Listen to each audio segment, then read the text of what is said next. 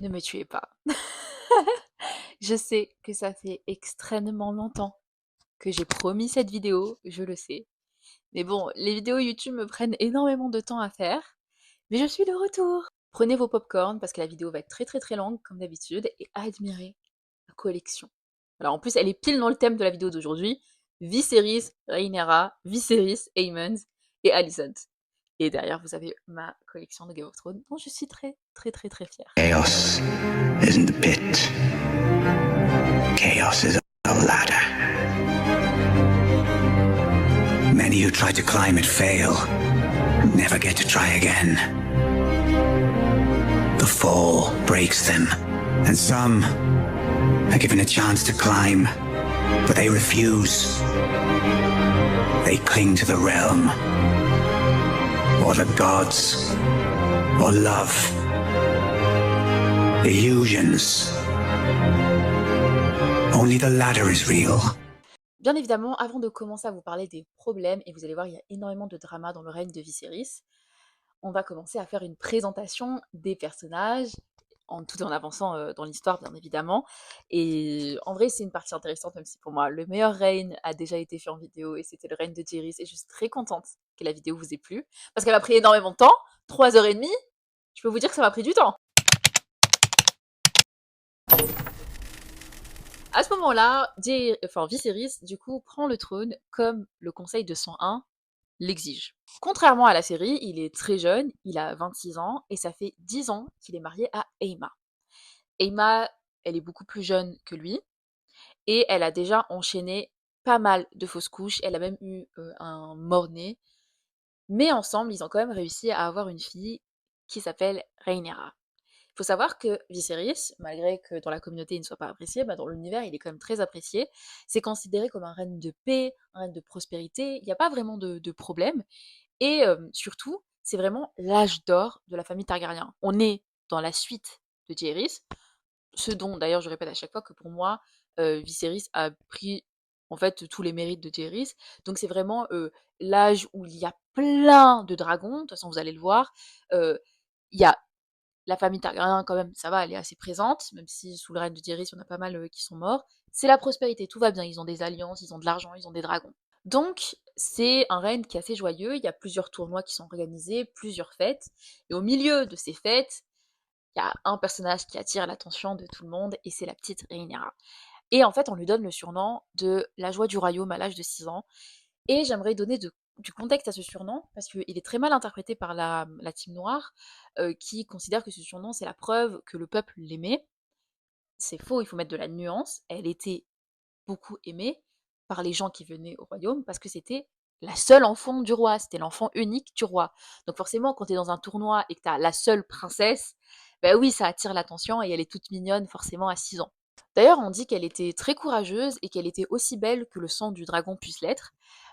Faut savoir aussi que quand même à l'âge de 7 ans, elle va chevaucher Syrax. Ça peut vous paraître rien, mais je peux vous assurer que ce ne l'est pas, et ça reste jusqu'à aujourd'hui, la Targaryen, la personne de la famille Targaryen qui est la plus jeune à avoir chevauché un dragon.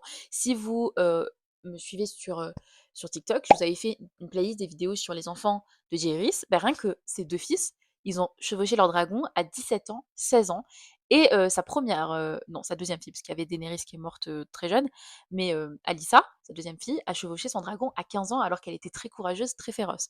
Chevaucher un dragon à 7 ans, c'est quelque chose d'assez extraordinaire. Et du coup, à 8 ans, elle devient le cup-bearer de son père, donc c'est elle qui est chargée de lui servir le vin. Ce qui fait qu'elle est tout le temps, tout le temps à ses côtés. C'est l'ombre de Viserys. Elle est décrite comme étant inséparable dans les livres, et pendant ce temps-là, les histoires politiques, c'est laissé à la main de Viserys, qui n'est d'autre que Otto Hightower, dont je vous ai introduit dans la vidéo dernière. Parce que Otto Hightower, c'était aussi la dernière main de Jaehaerys, et en fait, Viserys a décidé de garder cette main-là, puisque tout le monde était d'accord qu'il était à la hauteur. Il faut savoir pourtant que beaucoup critiquent Otto Hightower, ils le trouvent trop fier, trop hautain, et plus il a du pouvoir, plus il est un peu hautain. Mais on peut pas nier qu'il gère super bien la politique. Introduisant un personnage que je hais du plus profond de mon âme, je pense que les gens qui me suivent le savent, Daemon Targaryen, qui est quand même un personnage très important pour la suite de l'histoire. On va décrire rapidement son personnage. Il est le frère du roi, et il est décrit comme vraiment quelqu'un de impulsif, de jeune. Il est fait chevalier à 17 ans. Il reçoit l'épée Black Sister, vous savez, qui était l'épée de Visenya, puis de Maegor. Il l'a reçue par Viserys, enfin Jaehaerys lui-même, le vieux roi. Il est marié à l'héritière de Runestone, sauf qu'il déteste ce mariage. Le mariage ne se passe absolument pas bien. Il dit que là-bas, les gens seront plus tentés de bip leurs moutons parce qu'ils sont plus attirants que leurs femmes. D'ailleurs, il appelle sa femme My Bronze Bitch. Voilà. Et dès que son frère est nommé roi, il demande à Viserys d'annuler son mariage. Chose que Viserys refuse. Par contre, il dit à Daemon, écoute, tu peux venir à la cour, tu peux siéger dans mon conseil. Donc pendant un an, Daemon va être le maître des finances et pendant une demi-année, il va être le maître des lois. Mais ces histoires politiques, plan-plan, ça n'a jamais intéressé Daemon et il va très vite s'ennuyer. Par contre, là où il va exceller, et c'est vraiment la chose que l'on peut lui accorder même si on ne l'aime pas, c'est que du coup, il va gérer dans son rôle de commandant de la City Watch, donc de commandant de la ville. Il va trouver genre une bande de personnes qui sont complètement débraillées, il va les former, il va leur donner des manteaux d'or en mode soyez fiers de votre profession. Et avec cette bande-là, il va instaurer une justice très dure dans la ville. Il va couper les mains des voleurs, il va pendre les violeurs, il va couper des nez. Bref. Il est connu aussi pour fréquenter des endroits pas fréquentables. Il est connu dans les étables, dans les bordels de la ville. Et il est connu pour avoir un penchant particulier. Ça choque tout le temps les gens quand je leur dis ça, vu qu'ils connaissent que le démon de la série, qui est tout aussi horrible. Mais ce qu'il adore particulièrement dans les bordels, c'est aller dévierger des jeunes filles. Dévierger, donc je vous laisse imaginer l'âge qu'a une fille vierge dans un bordel. Et c'est bien précisé, il cherche toujours les filles les plus jeunes qui ont l'air innocentes. Je vous laisse imaginer encore une fois l'âge des filles les plus jeunes dans un bordel. Voilà. Et il y a une danseuse de Lycène qui est très proche de lui, que je pense que vous connaissez de la série, qu'on appelle Miss Arya, mais on la surnomme dans le livre le ver blanc. On reviendra après sur ce personnage. Comme Viserys n'avait pas de fils, Daemon clamait qu'il était l'héritier en fait de Viserys, sauf que Viserys ne veut pas que Daemon lui succède. Qu'on soit clair, il aime son frère, c'est dit à plusieurs moments, et je pense que vous allez le voir vu le nombre de fois où il lui pardonne ses offenses, mais il veut pas que celui qu'on surnomme le seigneur du Flea-Bottom, le Flea-Bottom c'est vraiment genre les bas-fonds de la ville, soit celui qui le succède au trône. Par contre, Rhaenyra l'adore puisqu'il lui ramène souvent des cadeaux. Et je pense que vous l'avez compris à ce moment-là de l'histoire, Viserys et Daemon se sont vraiment le yin et le yang. Genre, je dirais même pas le yin et le yang, parce que le yin et le yang, c'est censé créer un équilibre, mais c'est le jour et la nuit, quoi. Viserys, il a pris du poids, il chevauche plus de dragons. Depuis Balérion, il a fait quoi? Un tour avec Balérion et après c'est fini. Il n'aime pas la chasse, il est pas doué à l'épée, et il aime pas se battre. Alors que Daemon, c'est tout l'inverse, il excelle vraiment dans tous ces domaines-là, et on le considère même comme dangereux. Et c'est à ce moment-là que nos sources vont commencer à diverger dans l'histoire. Il faut que je vous explique comment fonctionne le livre Feu et Sang, ça va être très important pour que vous compreniez la suite. Donc restez avec moi. En fait, Feu et Sang, ce n'est pas comme les livres Game of Thrones que vous voyez derrière moi. Les livres Game of Thrones que vous voyez derrière moi, on est dans le POV, donc dans le point de vue des personnages, pas tous, mais on les suit. Donc on a accès à leurs pensées, on sait que c'est pas forcément des narrateurs fiables, parce que bah, quand ils vont parler d'un personnage, c'est un personnage comment eux ils le perçoivent. Le livre Feu et Sang, il est écrit par un historien à l'époque de Game of Thrones, justement, qui va recueillir plein de témoignages. En fait, il va faire le travail d'un historien, qui va écrire ce livre d'histoire pour la famille royale. Et donc, forcément, il y a des périodes de l'histoire où on a des sources qui sont beaucoup plus fiables, et on a d'autres périodes où les sources, c'est coup-ci, coup-ça. Voilà.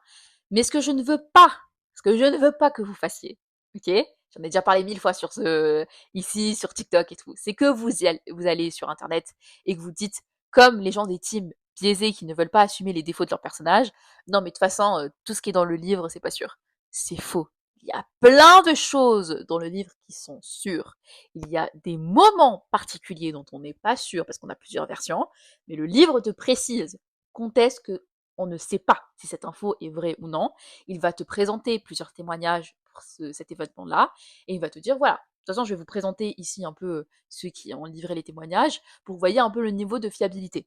Et il faut aussi que vous preniez le contexte parce que un personnage peut être fiable, mais à ce moment-là, il n'est pas vraiment présent, donc tu te dis, ok, c'est pas trop fiable. Vous voyez ce que je veux dire?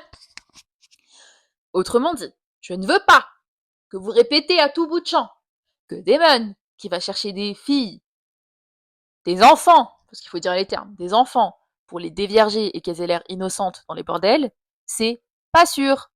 Parce que si c'est sûr, ça, par exemple, ça fait pas partie des infos que le livre te dit, on a un doute, hein, les sources divergent. Non, là, toutes les sources sont raccord. Oui, Damon était un pédo. Vous voyez ce que je veux dire? Donc, les événements qui vont suivre sont décrits par des entretiens en privé, des notes de conseil, des décrets, voilà. Donc là, bien évidemment, la première source qu'on a, c'est les documents officiels de la Cour, mais c'est une petite partie. Ensuite, c'est bien évidemment des témoignages des générations futures, témoignages des chevaliers, qui sont présents bien évidemment tout au long de l'histoire. Un des plus grands qui va nous aider à savoir ce qui s'est passé durant cette période, c'est le Septon Eustace. Je sais jamais comment ça se prononce. Il est présent durant cette période et on sait que c'est un des grands confidents du roi et de la reine aussi. Pour balancer le témoignage très sérieux de Septon Eustace, on a Mushroom, champignon. Champignon, qu'ils ont supprimé dans la série, très dommage pour vous parce qu'il est hilarant. C'est le bouffon du roi, qui a une tête énorme, voilà. Et selon lui, il a un membre tout aussi énorme que sa tête. Et en fait, il dit que comme c'est un bouffon, bah, les gens qui l'entourent, donc les nobles et tout, bah, ils prennent pas la précaution de cacher leurs secrets. Et donc, il sait plein de trucs. Voilà. Le problème, c'est qu'il faut faire très attention à Mushroom parce qu'il adore exagérer du coup pour choquer, faire rire la galerie. On va vous dire que le Septon Eustace, lui, il n'aime pas parler des trucs un peu de débauche et quand il le fait, il a un temps moralisateur. Alors que Mushroom, lui, il va vous prendre un malin plaisir dans le livre à vous décrire les séductions, les trahisons, les stratagèmes. Vous voyez ce que je veux dire? Donc, tous ces témoignages ne sont pas d'accord sur tous les événements, d'accord? Parfois, ils se contredisent et parfois, ils se complètent. Ce qui veut dire, comme le livre vous l'indique, avant de commencer vraiment à entrer dans le vif du sujet, que c'est à vous de chercher le fond de vérité. Parce que, au fond, du coup, dans chaque témoignage, il y a peut-être un fond de vérité. À vous de remettre les choses dans le contexte. Et n'essayez pas d'être biaisé par votre team. Moi, dans cette vidéo, je vais toujours vous exposer les différentes versions, bien évidemment, avec l'auteur du témoignage, pour que vous forgiez votre propre opinion. Et parfois, je donnerai aussi mon avis, voilà. Du coup, revenons sur l'histoire. Il y a une chose dont ils s'accordent tous, Otto déteste Daemon. C'est lui qui a fait en sorte que Viserys le vire des 2 dernières fonctions, mais maintenant il le regrette parce que maintenant Daemon est le commandant de la City Watch, ce qui fait qu'il a 2000 hommes sous son contrôle et que donc il est beaucoup plus puissant. Et il va dire, Daemon ne doit jamais accéder au trône. Donc il va pousser la candidature de Rhaenyra. Il va dire à Viserys, il vaut mieux The Realm Delight que les seigneurs du Flea-Bottom. En gros, il vaut mieux la joie du royaume que les seigneurs des bas-fonds. C'était le surnom qu'on donnait à Rhaenyra et Daemon, du coup. Mais, si vous êtes des bons élèves et que vous regardez toutes mes vidéos, ce qui j'espère est le cas, vu le temps que j'y passe, vous savez qu'on a conclu la dernière vidéo de Jaehaerys avec le conseil de 101. Je sais, elle fait 3h30, mais allez la voir, elle est exceptionnelle, d'accord? Et je vous avais interprété le conseil de 101 et je vous avais dit que le conseil de 101, c'est pas juste, ils disent ah, Viserys devant Rhaenys ou devant Lénore, parce que souvenez-vous que c'était plus la candidature de Lénore qui était opposée à celle de Viserys. C'est vraiment un homme avant une femme, et même un homme avant un homme, si la légitimité de cet homme-là descend d'une femme. C'est vraiment le conseil de 101, c'est les hommes qui disent les femmes, vous ne viendrez jamais au trône. Voilà. Donc quand Otto dit ça, bah, les gens du conseil lui disent, mais en fait, ouais, mais si on suit le conseil de 101, une femme, c'est pas censé prévaloir sur un homme. Donc même entre la fille du roi et l'oncle, c'est l'oncle qui est censé gagner. Le problème, et je pense que vous le savez, ça c'est quelque chose qui est respecté dans la série, avec Viserys, c'est qu'il déteste les problèmes. Donc il est en mode, ouah, ouah, Rhaenyra c'est ma joie de vivre, mais un frère c'est un frère. Et il est en mode, de toute façon, je me souviens, même moi j'étais un peu fougueux durant ma jeunesse, voilà. Et il se dit, en fait, il n'y aura pas de problème puisque ma femme Emma va me donner un fils. Et Emma, effectivement, tombe enceinte. Et il ordonne du coup à Otto et Daemon de faire la paix. Mais à part se faire des sourires hypocrites, bah, rien ne change. Et c'est là qu'un autre personnage très important intègre cette histoire, Christian Cole. Vous savez qu'il va créer des problèmes celui-là. Christian Cole, c'est qui? C'est le fils d'un steward, en gros d'un chevalier à Dorne. Il se fait remarquer durant un tournoi dans lequel il va complètement défoncer Daemon, et non, contrairement à la série, il va pas le prendre par derrière. Donc au plus grand bonheur du roi et au plus grand désespoir du prince. Et du coup, Viserys va lui donner la victoire. Lui, il va donner la fleur de la beauté à Rhaenyra, et il va lui demander ses faveurs, et puis il va rebattre à nouveau Daemon, et il va battre d'ailleurs les deux jumeaux de la garde royale. À ce moment-là, du coup, avec ses yeux verts et sa chevelure, il va devenir le chouchou des dames, et particulièrement de Rhaenyra. Après, il faut garder à l'esprit que c'est une gamine, hein. Ok, c'est pas une ado comme dans la série, c'est vraiment une gamine à ce moment-là. Et donc elle supplie son père de faire en sorte que Christian Cole soit son garde personnel, sans chevalier blanc.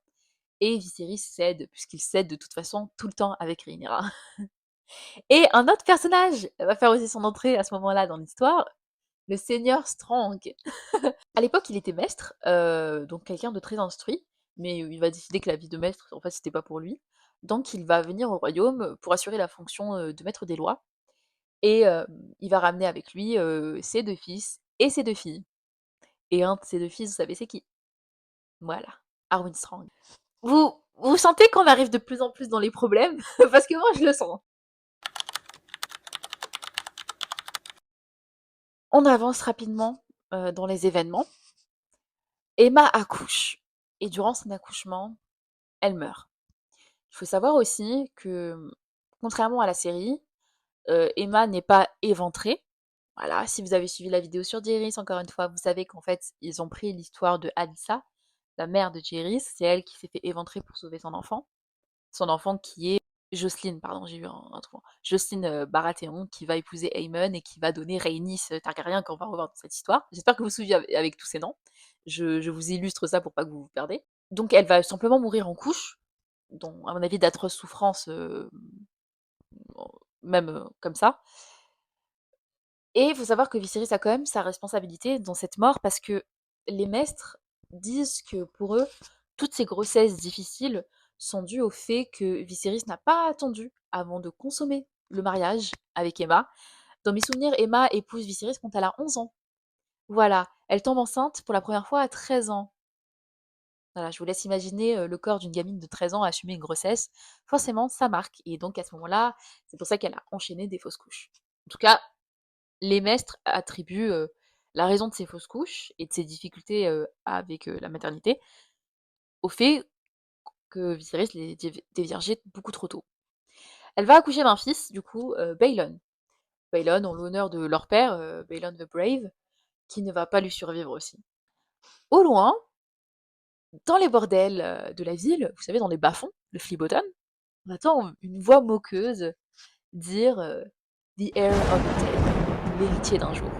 Très cruel. Cette phrase est dite par le prince Daemon. Qui a balancé le prince? On ne sait pas. Certains disent que c'était la pute qui était posée sur ses genoux, d'autres disent que c'était des chevaliers désireux de prendre sa place. Vous savez, comme commandant de la City Watch. Une chose est sûre, c'est arrivé aux oreilles du roi, ça n'a pas plu au roi.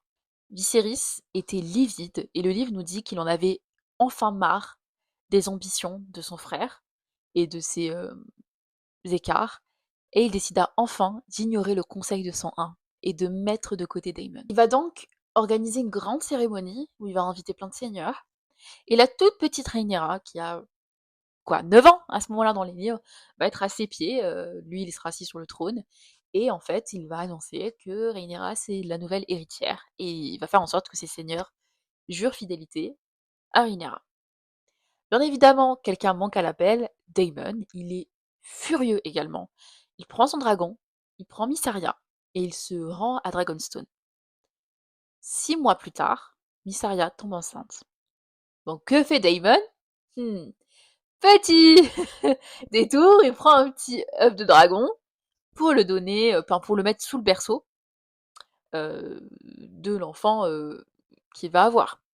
Parce que si vous vous souvenez bien, c'est Rhaena, celle à qui j'ai dédié toute une vidéo, personnage incroyable, qui a lancé cette tradition quand son frère Jaehaerys et sa sœur Alysanne, qui ont formé le plus grand règne, sont nés. Elle a placé les dragons sous le berceau, et depuis c'est une tradition. Rhaenyra a essayé de faire ça avec le bébé qui est mort-né, Et du coup, Daemon veut faire la même chose avec ses enfants, et vous verrez que que ça va se répéter par la suite de l'histoire.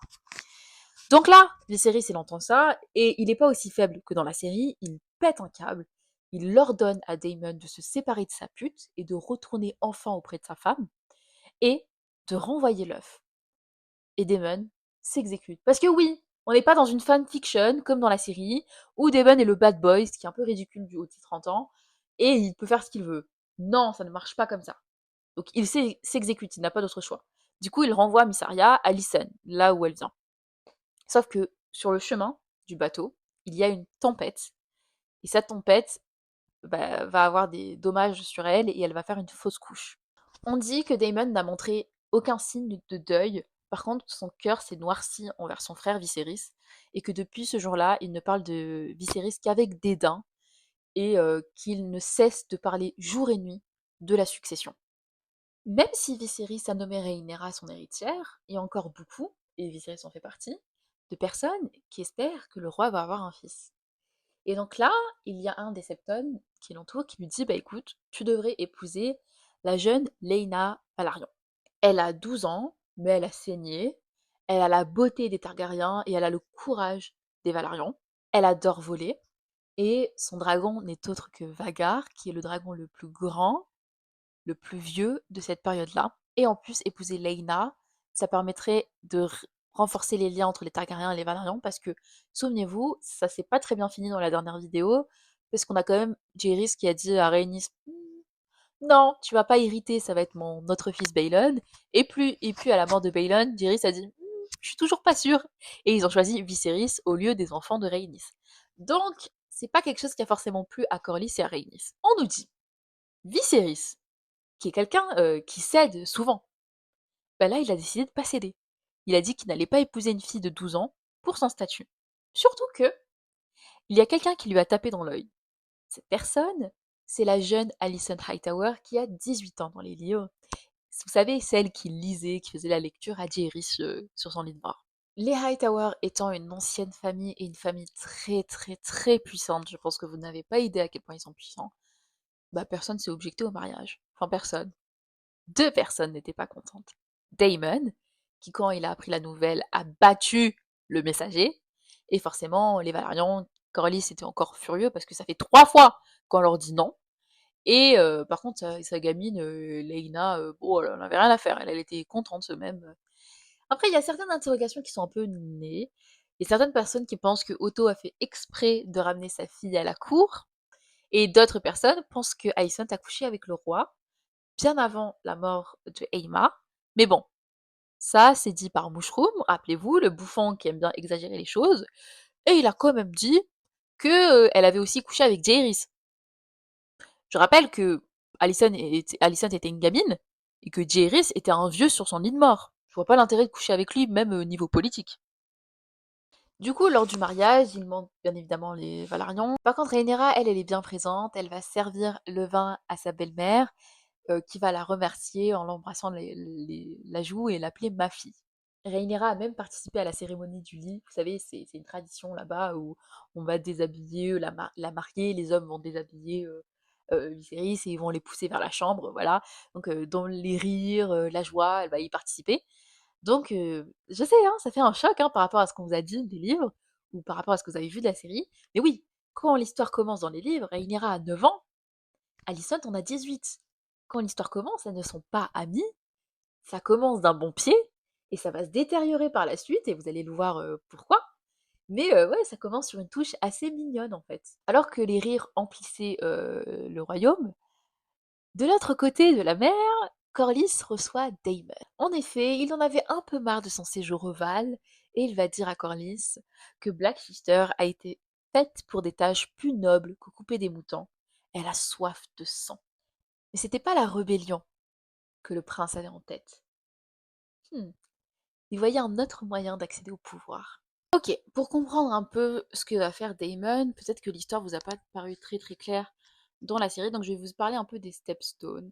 En fait, les Stepstones, c'est des petites terres qui se trouvent entre Essos et Dorne. Je vous mettrai une petite carte.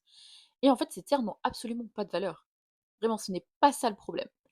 Au début, on avait, des petits, bandits, des petits pirates qui allaient là-bas, mais très vite, ça a posé un problème parce qu'ils se mettaient à taxer, en fait, tout ce qui passait par là. Donc en fait, les terres n'ont pas de valeur, mais elles sont situées à un endroit stratégique parce que c'est par là que va passer les marchandises de Essos pour aller à Westeros. Cependant, il faut parler un peu de l'histoire de la triarchie et notamment leurs différends avec Volantis. En fait, la triarchie, c'est composé de Tyrosh, de Myr et de Lys. Elles se disputaient certaines terres et au final, la triarchie va gagner et ils vont faire un traité de paix éternel.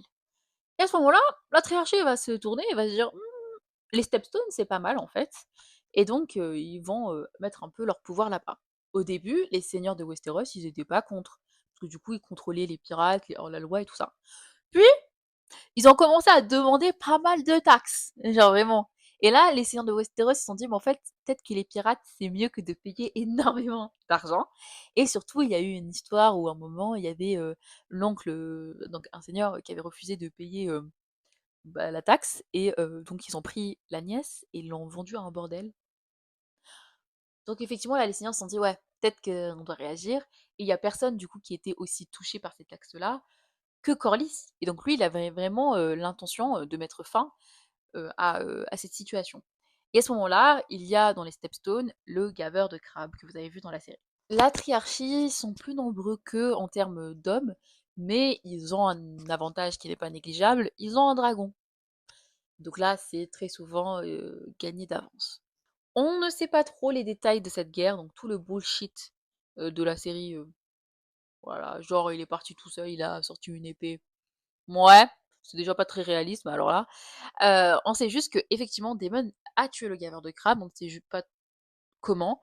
Et on sait aussi que Viserys était très content pour son frère et qu'il a beaucoup soutenu dans cette guerre, notamment en lui envoyant beaucoup d'argent et d'or.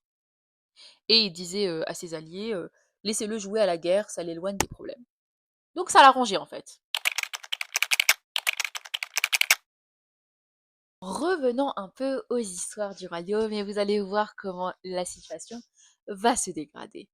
Alors, Viserys s'est effectivement marié à Alicent et ça a l'air d'être un mariage joyeux. En tout cas, Viserys est fou amoureux d'elle. Contrairement à ce que vous avez fait croire dans la série, Aemma était le mariage politique, le mariage d'alliance. Alicent était le mariage du choix. Il était vraiment fou amoureux d'elle, vous allez le voir.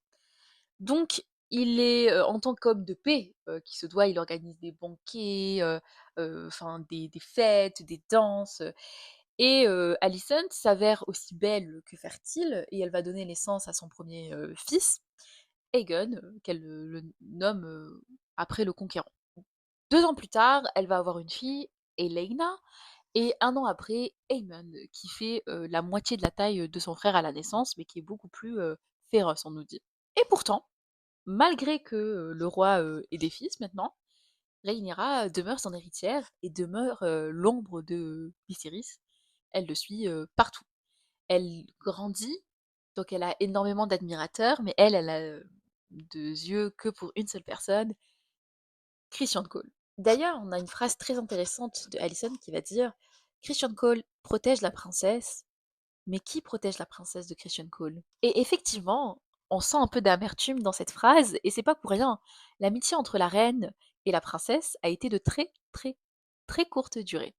En fait, très rapidement, les deux voulaient être la dame du royaume, la première dame, et en fait, il n'y a de place que pour une seule. De plus, ça n'a pas aidé dans leur relation le fait que Alicent ait donné des fils au roi, mais que Rhaenyra demeure l'héritière.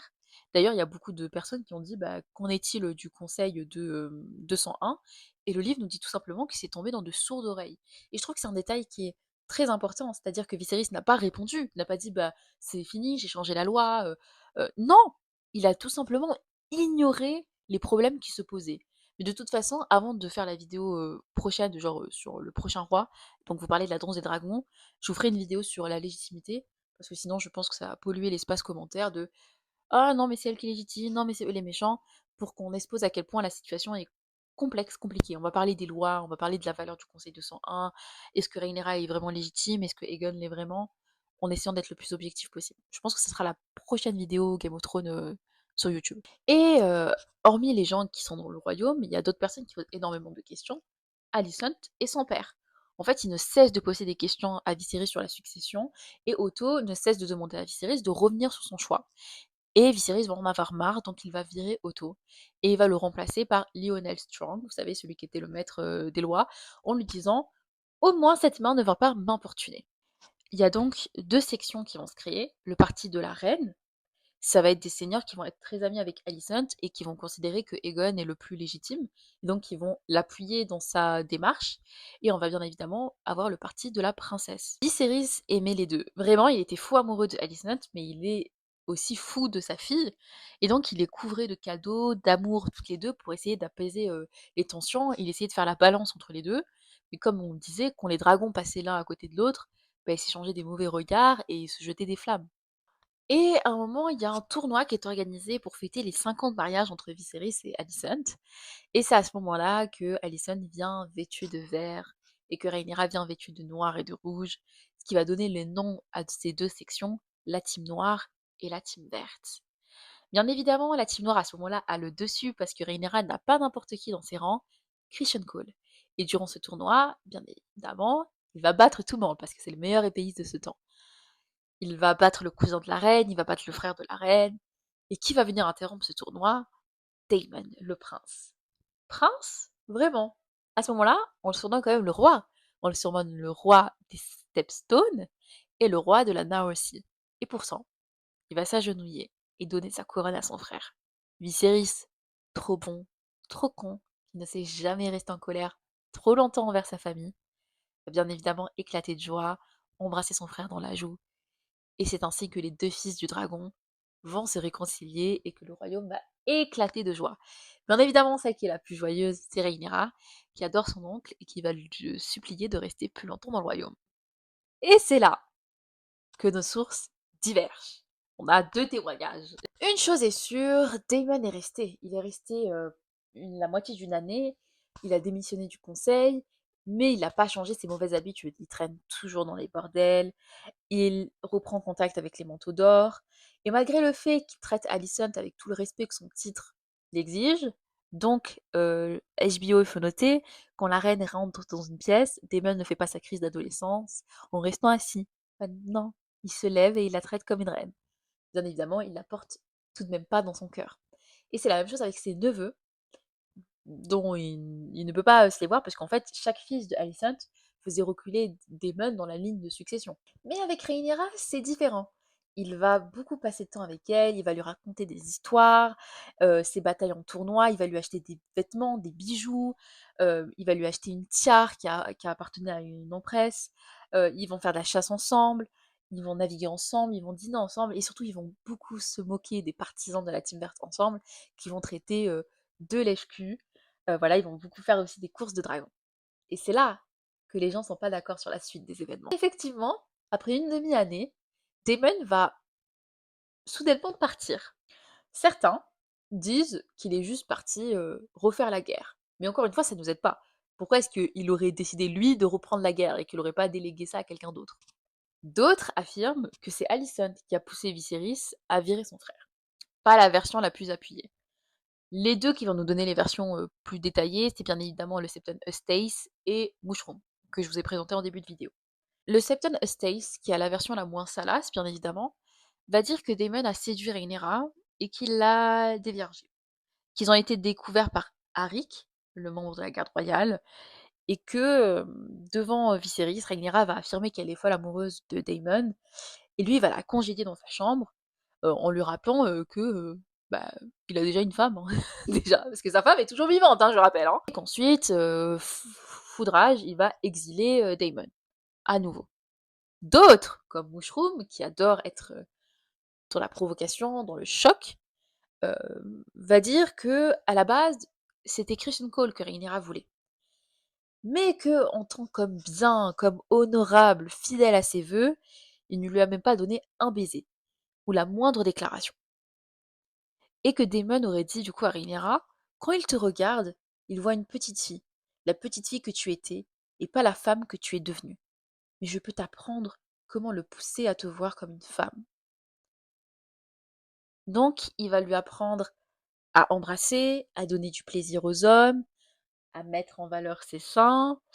Mushroom précise qu'il a participé avec son énorme membre, voilà, et que après il a emmené Rhaenyra dans des bordels, en la déguisant pour observer les hommes. Mais Mushroom insiste, elle était toujours vierge, qu'elle gardait cela comme cadeau pour son bien-aimé qui est Christian Cole. Mais que quand elle est partie voir Christian Cole, celui-ci l'a rejeté et que l'histoire s'est ébruitée grâce à Mushroom, bien évidemment, et que quand Viserys l'a appris, il refusait d'y croire jusqu'à ce que Daemon lui-même avoue. Et il va lui dire: donne-moi la fille, qui d'autre voudra d'elle maintenant? Plutôt que de lui donner sa fille, Viserys lui a donné l'exil. Il lui a dit de ne pas revenir sous peine de mort. Et d'ailleurs, le seigneur Strong, qui était la main du roi de Viserys, lui a dit à ce moment-là qu'il devait être même tué sur le champ. Donc il a conseillé à Viserys de tuer Daemon. Mais c'est le Septon Eustace qui lui a déconseillé en lui disant en fait il n'y a personne qui est autant condamné qu'un Kin Slayer. Vous êtes des pros de Game of Thrones maintenant, vous savez. Vous savez ce que les autres ne savent pas. Kin Slayer, c'est pas King Slayer. Le Kin, c'est la famille. Donc celui qui tue son sang en fait. Et du coup après ça, Daemon va retourner faire ses guerres et Christian Cole va être nommé le commandant de la garde royale parce qu'il va y avoir un mort. Alors, on peut quand même émettre quelques commentaires déjà sur cette partie. On voit le parti pris par la série. Ils ont clairement décidé de prendre la version de Mushroom, puisqu'on a Rhaenyra qui est déguisée pour aller dans des bordels, même s'ils n'ont pas pris l'entièreté de la version de Mushroom, hein, parce qu'elle est quand même plus hardcore. Et puis en plus, c'est marrant, parce que la version de Mushroom, elle est censée te dire, mais en fait, ce mec est dégueulasse. Et c'est quand même un argument utilisé par la majorité des fans de la Team Noire qui adorent ce ship de Daemon et de Rhaenyra, en disant, mais waouh, quand même, au dernier moment, il s'est rétracté, il lui a pas pris sa virginité. Ce qui est exactement l'argument utilisé par Mushroom. Voilà. Ce qui me fait rire aussi, de toute façon, je vais faire une vidéo analyse Daemon et Rhaenyra de la série, pourquoi c'est pas du tout un couple à romantiser et pourquoi il se sert d'elle, même dans la série. C'est que quand Viserys se confronte Daemon, tout le monde, enfin toutes les femmes ont été en mode, oh waouh, la déclaration, vous savez, What hurt me, voilà, elle existe dans les livres. Bien évidemment, les scénaristes ont beaucoup joué à la romantisation de ce couple, mais en fait, cette phrase, c'est vraiment juste Daemon qui dit: bah voilà, ça y est, mon plan a marché, je l'ai souillé, la honte, ça va sur elle, personne ne voudra l'épouser avec toutes ces rumeurs-là, mais moi je suis là. Bien évidemment, parce que si je marie Rhaenyra, bah, je suis le roi aussi. Et c'est exactement ce qu'il dit. Il dit donne-la moi, personne ne voudra d'elle maintenant. Mais il n'y a pas tout le truc qui rajoute ouais, je vais l'épouser selon les traditions, nanani, nanana. Ça, c'est de la romantisation ajoutée par les scénaristes. Personnellement, quelle version je crois? Je sais pas. Je pense que je serais aussi tentée par la version de Mushroom, mais on est tous d'accord qu'en fait, peu importe la version que l'on choisit, Daemon reste un sale pédo, en fait. On avance un peu dans le temps et on est 2 ans plus tard. Rhaenyra va être à Dragonstone et mariée. Alors, avant d'arriver à l'identité de son mari, que je pense que vous connaissez tous, il faut rappeler quand même qu'à ce moment-là, c'est la princesse et c'est l'héritière. Donc des prétendants, c'est pas ça qui manque. Il y en a plein, plein, plein, plein, plein. Il y a les Bracken et les Blackwood qui veulent prendre la main de Rhaenyra. Il y a eu un duel pour elle. Il y a aussi un seigneur Frey qui a demandé sa main, haut et fort. Les frères Lannister lors d'un dîner. On a aussi les Tyrell, les Tarly. On a Arwen Strong aussi qui a demandé la main de Rhaenyra. Viserys, il a sa propre idée. Et ça va vous surprendre parce que vous l'avez pas dans la série, mais Viserys veut que Rhaenyra épouse le prince de Dorne pour amener Dorne au royaume, parce que souvenez-vous qu'à ce moment-là de l'histoire, Dorne ne fait toujours pas partie des 7 royaumes des Targaryens. Et Alicent, elle a un autre candidat en tête, Aegon. Et oui, dans les livres, c'est pas Otto qui veut que Rhaenyra épouse Aegon, c'est Alicent. Viserys est contre. Il est en mode, mais en fait, Aegon, c'est un bébé. Il y a 10 ans de différence entre les deux. Et il ajoute que Rhaenyra ne s'entend pas du tout bien avec son petit frère. Et Alicent, elle est en mode, bah justement, ça va renforcer leur lien avec un mariage. Mais ça va pas convaincre Viserys. Viserys, il voit clair dans le jeu de Alicent et il va dire à sa main du roi, le garçon est son propre sang, elle le veut sur le trône. Donc il a très bien compris qu'elle pousse cette alliance juste parce qu'elle veut que Aegon soit sur le trône. Donc il va rejeter et il va suivre les conseils de son conseil Et le meilleur choix pour Rhaenyra, c'est son cousin, Laenor. Donc le petit-fils de Aemon, son oncle, ce qui va renforcer les liens avec le serpent des mers et renforcer la dynastie. Parce que souvenez-vous, à ce moment-là, ça ne va pas avec Corlys, hein. Rien qu'avant ça, Viserys a encore mis une couche en refusant d'épouser sa fille Laena. On a un petit problème avec ce candidat. Parce que sur le papier, tout va bien, mais le mec a 19 ans et on l'a jamais vu avec une femme. C'est surprenant hein, dans cette époque-là, dans cet univers-là. 19 ans et on t'a jamais vu fricoter avec une femme, il y a des interrogations qui commencent à s'élever. Moi, ça me fait très rire parce qu'il y a un maître qui va dire bah et alors, j'aime pas le poisson, mais quand le poisson est servi, bah j'en mange. C'est-à-dire que personne n'ignore l'homosexualité pratiquement certaine de Lénore, mais on se dit juste, mais en fait, quand le moment viendra où il devra faire son devoir conjugal, bah il va le faire. Il va faire ses héritiers et après il va vaquer à ses occupations à côté. Mais ils ont oublié de consulter une personne qui est Rhaenyra. Et elle s'est avérée la fille de son père, hein, la fille du dragon, hein, parce qu'elle n'était pas du tout d'accord et elle a même dit que en fait son demi-frère serait plus à son goût. Parce que oui, elle est au courant que Lénore est gay, elle s'en cache pas. Et surtout, elle prend soin de toujours appeler Aegon, Aemon comme ses demi-frères. Et à ce moment-là, Viserys, il a tout essayé. Il a supplié, il a crié, il a traité de fille ingrate, mais rien n'y fait. Elle refuse. Jusqu'à ce qu'un moment, Viserys commence à sévir. Et elle commence à ramener un sujet sensible sur la table et elle lui parle de la succession en lui disant ce qu'un roi fait, un roi peut défaire. C'est là qu'elle a cédé. Dans le Septon Estates, elle s'est mise à genoux, elle a réclamé le pardon de son père. Selon Mushroom, elle lui a craché dessus. Je voulais choisir la version qui vous plaît de Rhaenyra. Et c'est là, encore une fois, que nos témoignages divergent. On ne sait pas ce qui s'est exactement passé par la suite. Suivant la version du Septon très sérieux, Stace, il va dire que cette nuit-là, c'est Christian Cole qui s'est faufilé dans la chambre de la princesse, qui lui a dit qu'un bateau les attend, qui lui a supplié de fuir avec lui, en lui disant qu'ils vont se marier, qu'ils iront très loin des ordres de Viserys, loin des jugements d'avoir brisé ses vœux, et qu'il est tellement doué à l'épée qu'il va pouvoir être engagé par un prince pour lui servir d'homme d'armes en fait. Elle va refuser. Elle va dire qu'elle est le sang du dragon et qu'elle est vouée à une meilleure vie que celle d'un homme qui vend ses services. Et de plus, s'il est prêt à rompre ses vœux de chevalier, bah, que vaut les vœux d'un mariage? Très bon point, très bon point.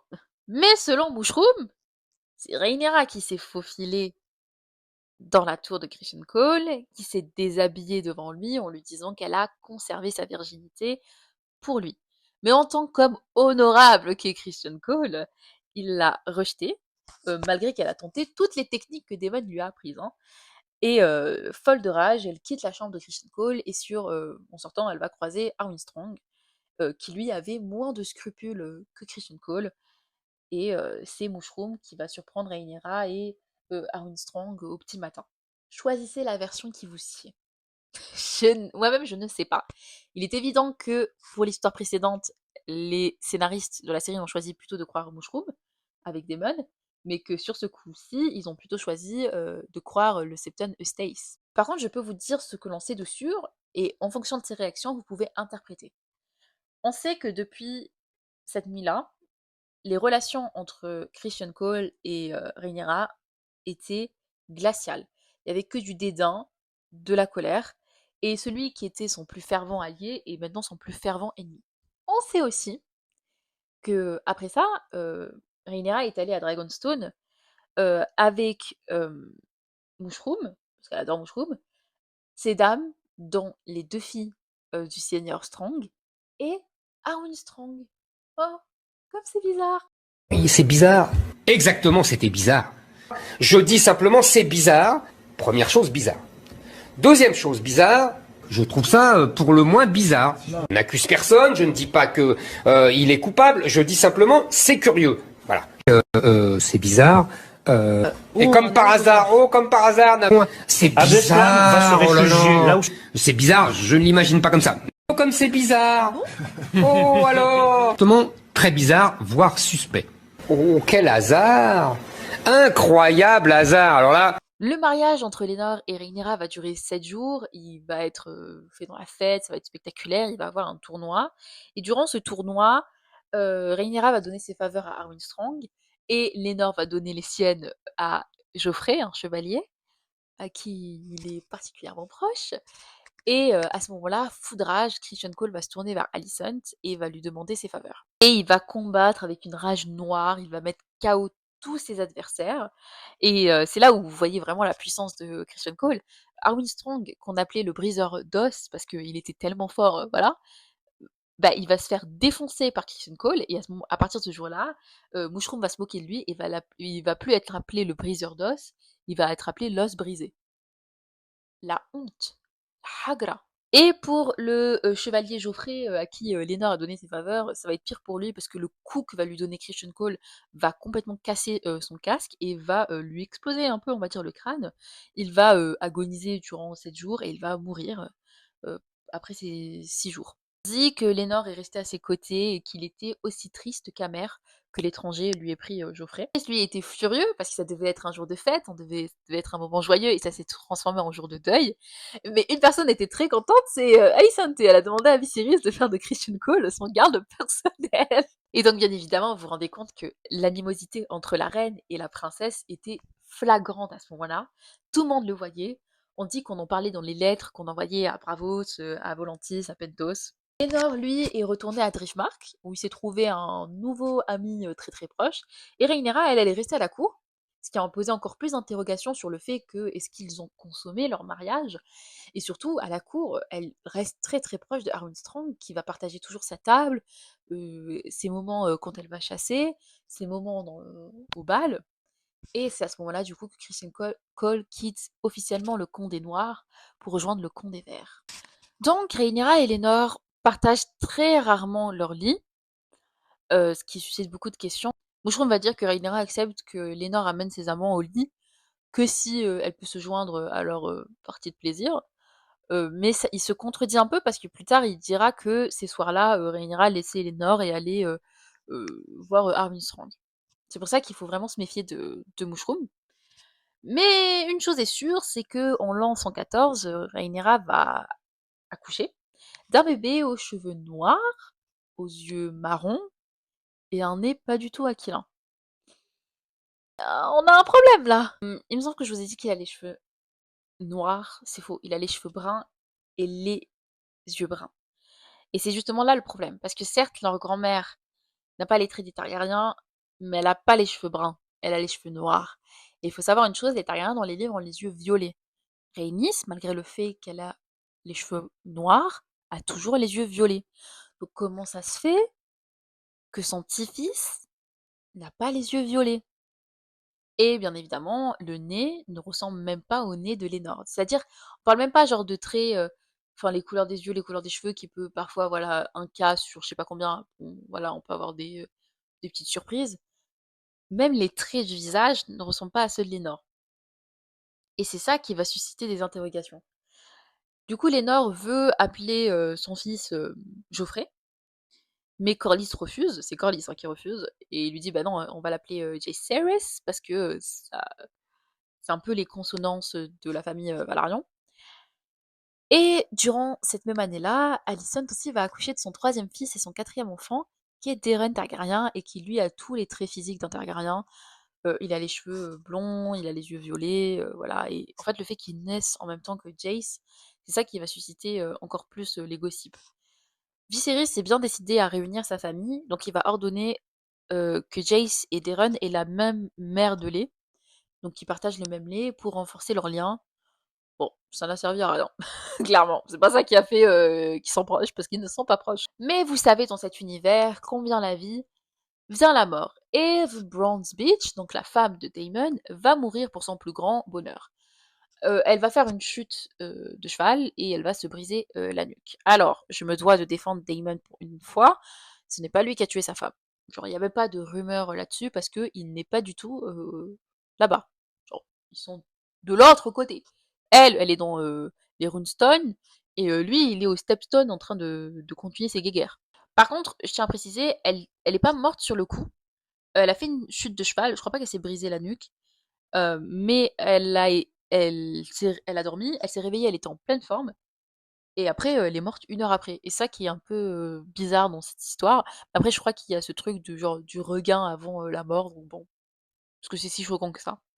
Bref, en tout cas, Damon, qui n'est pas du tout au même endroit à ce moment-là, euh, est prévenu. Et donc, il revient et en disant écoutez, je vais enterrer ma femme pour qu'elle soit en paix. Mais on sait tous qu'en fait, ce qu'il veut, c'est aller chercher l'héritage de sa femme et dire que les terres de sa femme lui appartiennent maintenant. Sauf que l'héritage a déjà été distribué et on l'a donné au neveu de sa femme. Damon n'est pas du tout content et il dit bah écoutez, je vais faire appel, hein, parce qu'il y a quand même un système d'appel, hein, même dans cet univers-là. Et du coup, l'appel se fait devant le grand seigneur, qui ici est le Val. Et donc, c'est pas un seigneur, c'est une femme, et c'est Jane Arryn, que vous voyez dans la série. Et Jane Arryn dit littéralement à Damon qu'il n'est pas le bienvenu et qu'il doit se casser de là. Queen. Sur le chemin du retour, il va rendre visite au seul ami qu'il a et le seul endroit où il peut être en sécurité, parce qu'il est censé être exilé à ce moment-là, je vous rappelle, Corlys. Et quand il va à Driftmark, il tombe sur Lyanna et il se dit waouh, elle est magnifique, parce que tout le monde s'accorde sur la beauté de cette jeune femme, parce qu'à ce moment-là, elle a 22 ans. Problème étant que elle est fiancée depuis ses 12 ans. Depuis que Viserys a rejeté la main de Lyanna, Corlys lui a trouvé un fiancé qui était le fils d'un des seigneurs des mers, qui était très riche. Le problème étant, ce seigneur est mort et le fils est un imbécile. Un imbécile qui a fait flamber toute la fortune de son père et qui est venu du coup après s'installer à Driftmark. Problème étant encore que Corlys avait déjà donné sa parole et il pouvait pas juste rompre le mariage. Donc ce qu'il faisait, c'est qu'il le repoussait. Parce que je pense que vous l'avez tous remarqué, mais à cette époque-là, une femme de 22 ans d'une famille aussi importante que les Valarians, qui n'était pas mariée, c'est assez surprenant. Donc Daemon va arriver, il va dire bah écoute, moi je m'en fous, je veux ta fille, donc je demande sa main. Le fiancé va rire et donc Daemon va le demander en duel. Et Daemon va emporter le duel, voilà, et il va épouser Lyanna tout de suite après. Lena. Je sais pas comment on prononce. Il y en a qui disent Lyanna, certains ils disent Lena. Ne m'en voulez pas. Si on écoute les chansons, Daemon était fou amoureux de Lena, du coup. Et d'autres rient quand tu leur dis cette affirmation parce qu'ils sont en mode, bah, en fait, c'est juste que il a été renié par son frère et que son seul moyen de créer un gros héritage, c'est de mettre la main sur celle qui va constituer l'héritage des Valarians, quoi. Du coup, ne voulant pas attirer la fureur de son frère, parce qu'il est censé être en exil, il va prendre Laena et ils vont fuir Westeros, donc ils vont traverser les mers. Donc Mushroom dit qu'ils vont aller défier les malédictions et qu'ils vont aller à Valyria. C'est faux. C'est faux, on le sait. Ils vont tout simplement aller à Pentos, euh, à Volantis, qui l'accueille très chaleureusement parce que je vous signale que Daemon s'est battu contre la triarchie, qui a des antécédents avec Volantis. Puis ils vont aller à Kor, à Nor-Rius. En fait, plus ils avançaient, plus l'accueil était moins chaleureux. Donc au final, ils se retournent s'installer à Pentos et ils y restent parce que Lena tombe enceinte. Et donc c'est pas très bien de chevaucher les dragons quand t'es enceinte. Du côté du royaume, Rhaenyra tombe enceinte à nouveau, accouche à nouveau de Lucerys cette fois-ci, toujours brun. Voilà, toujours les œufs bruns, les cheveux bruns, pas de trait physique avec son père. Quelqu'un bizarrement est présent dans la salle d'accouchement et c'est Aaron Strong. Qu'est-ce qu'il fout là? Soyez discret, j'ai envie de dire. Voilà. Viserys, bien évidemment, est fou de joie. Et c'est là que Alicent va sortir la fameuse phrase iconique: continuez d'essayer Lénore, tôt ou tard, un vous ressemblera. Désolée, mais cette phrase est incroyable. Et franchement, elle a tout risqué pour cette punchline parce que après ça, vraiment, l'animosité entre les deux était à son paroxysme. Rhaenyra va passer ses journées à Dragonstone, où Lénore vient lui rendre visite de temps en temps, et Alicent, elle, va rester au royaume avec son mari et ses enfants. Laena va aussi accoucher, 2 jumelles qu'elle va nommer après ses parents. Donc vous connaissez Reina et Beyla. Ils ont attendu un peu que les filles grandissent parce qu'elles étaient très faibles à leur naissance. Et quand elles ont atteint leur 1 an, ils sont allés à Driftmark. Et à Driftmark, Daemon a écrit à son frère Viserys en lui demandant l'autorisation de revenir à la cour pour présenter ses filles. Et Viserys, comme je vous ai dit, il n'arrive jamais à rester fâché contre sa famille. Et donc, il va dire à son conseil que Daemon reste son frère et que maintenant il est père, donc il s'est très certainement assagi. En même temps, Rhaenyra continue à avoir des enfants. Elle a son troisième enfant, toujours aussi brun. Et cette fois-ci, Lénore peut enfin choisir le nom et il va l'appeler Geoffrey. Bien évidemment, les rumeurs vont continuer à s'accroître et Viserys va ordonner à ce qu'on mette un œuf de dragon sous chacun des persos des enfants.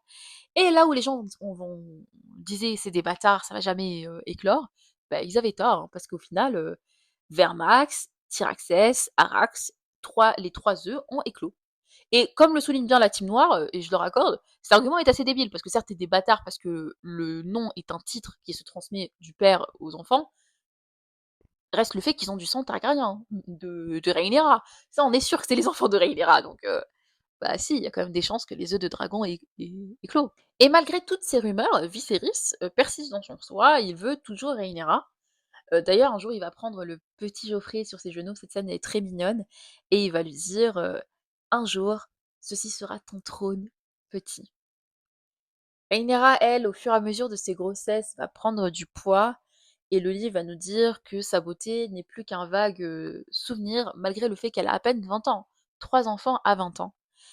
Et pour Mushroom, ça a encore plus augmenté l'animosité entre les deux femmes, entre la reine et la princesse, puisque la belle-mère, Alicent, demeure splendide malgré ses 4 grossesses. Elle reste toujours aussi fine. Bien évidemment, ce n'est pas ce que moi je pense, c'est ce qui est dit dans les livres.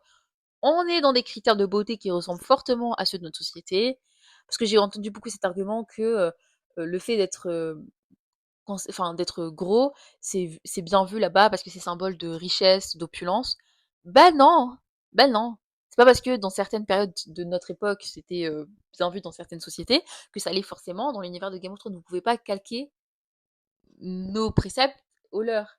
Et non, les gens gros ne sont pas bien vus dans l'univers de Game of Thrones. Même quand on lit la saga Game of Thrones, bah, ils s'en moquaient, qu'il soit noble ou pas noble. On est en mode waouh, il est gros! Et c'est la même chose pour les femmes. Les femmes fines l'emportent. Voilà. Être gros, ce n'est jamais bien vu dans cet univers. On dit que les vices des pères se transmettent aux enfants. Ben, on peut dire la même chose des vices des mères. La haine entre Alicent et Rhaenyra s'est répercutée sur leurs enfants.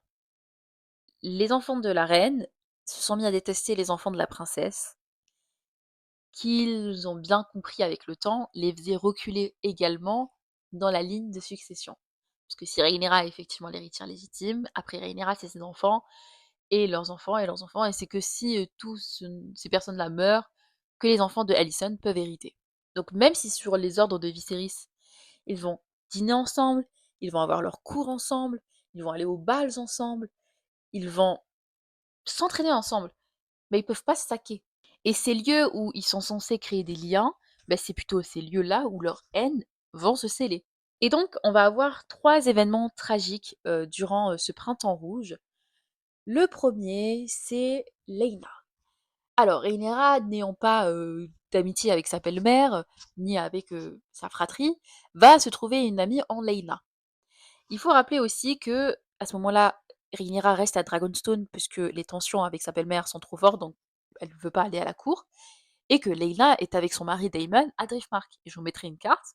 Driftmark et Dragonstone, c'est à côté. Donc, Rhaenyra va très souvent voir Laena et Daemon, et ils vont très souvent se faire des courses à dragons. Donc quand vous voyez dans la série Laena et Daemon qui font une course à dragons, bah, imaginez Rhaenyra avec eux, parce que c'est comme ça dans les livres. Elles sont tellement proches qu'elles vont fiancer leurs enfants.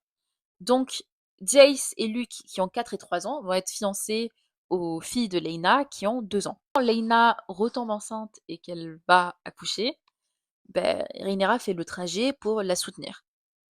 Malheureusement, l'accouchement va très très mal se passer. Le bébé va naître tordu, mal formé, et il va mourir dans l'heure qui suit. Et l'accouchement qui avait déjà pris toutes les forces de Laena, bah, en fait, la perte de son enfant, ça lui a aussi coupé un peu toute envie de se battre. Les maîtres ne savaient pas du tout quoi faire. Du coup, Daemon a pris son dragon pour aller faire l'aller-retour à Dragonstone pour aller prendre le maître de Rhaenyra qui va revenir dans l'histoire puisque c'est un maître assez compétent. Sauf que quand il est parti, c'était trop tard. Lena, ça faisait 3 jours qu'elle était en plein délire et on dit que dans ses derniers instants, elle s'est levée, elle a poussé, les septas et elle voulait en fait aller voir Vagar pour voler une toute dernière fois avec elle. Cependant, elle est morte dans les escaliers et c'est Daemon à son retour, qui l'a soulevée et l'a portée jusqu'à son lit. Et Mushroom nous dit après ça que Rhaenyra a bien réconforté Daemon. Je pense que vous comprenez le sous-entendu. Alors, scène encore une fois très différente de la série, puisque dans la série, Laena demande à Vagar de la brûler. Alors, vous avez sûrement trouvé cette scène très très belle, je n'en doute pas. Elle est nulle. Elle est nulle parce qu'elle est conne. Voilà, moi je suis l'aigri de là, vous le savez. Quelle personne voudrait sincèrement mourir brûlé vif? C'est une folie. Personne. Brûler vif, c'est une des pires morts avec enfin, être noyé. Qui voudrait s'infliger ça à soi-même? Et non, mourir brûlé vif, ce n'est pas mourir comme un Targaryen, comme un vrai dragonnier. Je sais pas qui vous a dit ça, hein. Je signale que le feu, c'est le traitement qui est réservé aux ennemis des Targaryens, donc je vois pas pourquoi mourir sous le feu, c'est aussi une mort parfaite pour les Targaryens, ça n'a aucun sens. Et je répète ici pour les gens qui me suivent pas sur TikTok, les Targaryens ne sont pas immunisés contre le feu. Vous allez le voir hein, dans la suite des vidéos sur YouTube, croyez-moi, ils sont pas immunisés. Même Daenerys. Dans la série, ils ont mal compris, donc ils nous ont rajouté la scène avec les cales. Mais sachez que cette scène n'existe pas dans les livres, et que George R. R. Martin a bien dit que la scène où elle rentre dans le feu et qu'elle sort avec 3 dragons est un miracle, qui n'arrive qu'une seule fois. Daenerys se brûle les mains dans les livres. D'accord? Je fais ce point parce que je sais qu'il y en a beaucoup qui sont perturbés par ça, et qui me demandent tout le temps sur TikTok, mais en fait je comprends pas pourquoi elle a brûlé, pourquoi Aegon dans la série aussi a eu des brûlures alors qu'ils sont censés être immunisés. Mais non, la série vous a menti. Ça va être une année très très très très très dure pour les Valérians parce que ils vont aussi perdre leur fils. Lénore va être poignardée à mort par son nouveau fidèle compagnon. C'était dehors en public, on a entendu des cris, donc il y a eu une dispute entre les deux. Les armes sont sorties et son compagnon l'a poignardé. Puis ensuite, il s'est enfui et a blessé tous ceux qui se sont mis sur son chemin. Mais détail assez perturbant, on dit qu'il y avait un bateau qui était à l'arrêt et qui l'attendait en fait. Certains disent qu'il était jaloux et qu'il a tué Lénore parce que Lénore avait jeté son dévolu sur un jeune de 16 ans. Mushroom, qui a toujours sa propre version de l'histoire, va dire que bah non, en fait, cet homme-là a été payé par Daemon, qui voulait tuer le mari de Rhaenyra, pour ensuite trancher la gorge à cet homme et le jeter dans la mer. Ce qui donne du crédit à l'histoire de Mushroom, c'est qu'effectivement, le compagnon de Lénore qui l'a tué était connu pour accepter des pots de vin. Corlys a mis la tête du meurtrier à prix, il a mis sa tête à prix, mais rien.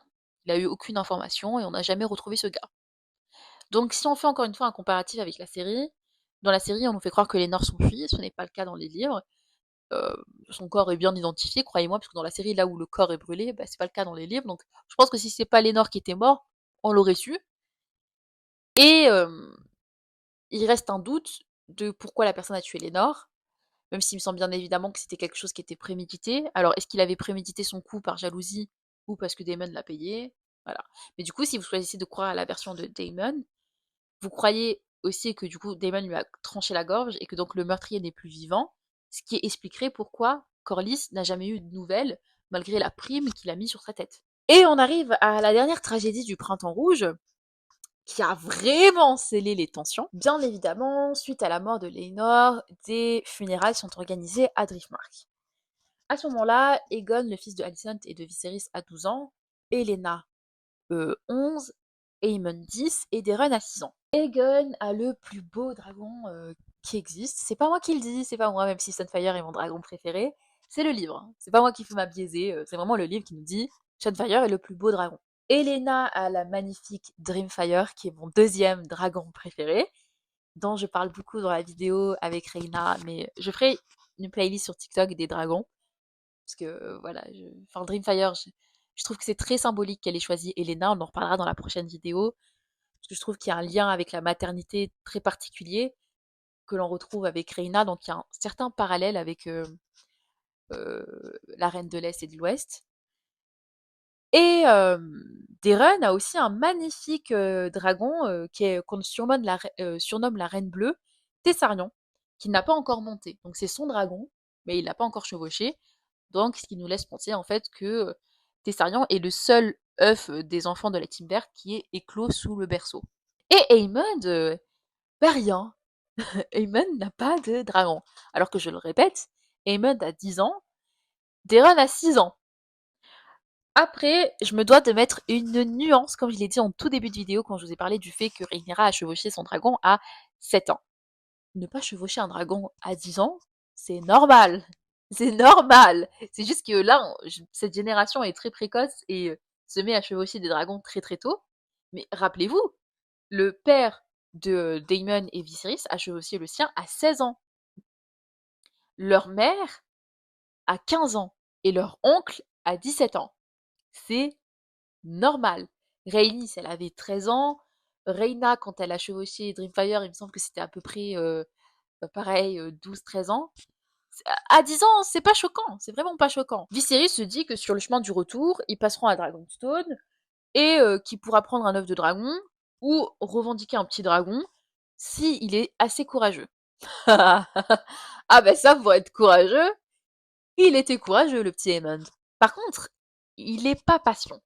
Il ne veut pas attendre. Il ne veut pas attendre le chemin du retour et de passer à Dragonstone.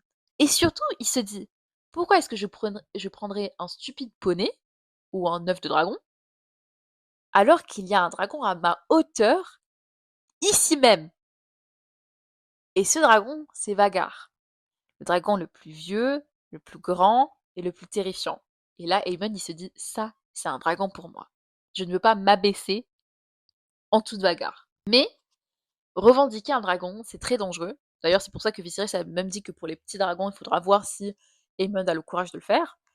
Et encore plus un dragon qui vient de perdre son maître, donc qui est très colère, un peu enragé.